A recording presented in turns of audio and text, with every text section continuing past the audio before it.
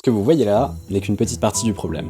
Est-ce que vous connaissez l'effet iceberg des maladies? C'est lorsque les données sur un problème de santé ne montrent qu'une petite partie du problème. Prenons la dépression par exemple. Ce qu'on peut observer, ce sont les personnes qui sont diagnostiquées, les personnes qui consultent. Par contre, ce qu'on ne voit pas, ce sont toutes les personnes qui ne disent rien et qui ne sont donc pas repérées. Résultat inévitable, les chiffres officiels ne sont que la partie émergée de l'iceberg. Cet effet iceberg, on le retrouve pour plein de maladies. Le diabète non diagnostiqué, les infections sexuellement transmissibles ignorées, les infections virales asymptomatiques. Et ça, c'est un problème pour deux grandes raisons. Premièrement, parce que même si on ne détecte pas ces personnes, celles-ci sont bel et bien affectées par le problème de santé en question. Sans détection, il est pratiquement impossible de résoudre ces problèmes, ce qui entraîne bien évidemment des conséquences importantes d'un point de vue de santé publique. Deuxièmement, parce que même si on arrive progressivement à dévoiler cet iceberg, pour beaucoup de maladies, plus on les détecte tard, plus il est compliqué de les traiter. Donc ça, c'est le cas pour de nombreux cancers. Par exemple, les femmes dépistées pour le cancer du sein ont une mortalité réduite de 20% par rapport aux femmes chez qui le cancer est détecté plus tardivement. En épidémiologie, en fait, on passe beaucoup de temps à essayer de révéler ce qu'on ne voit pas.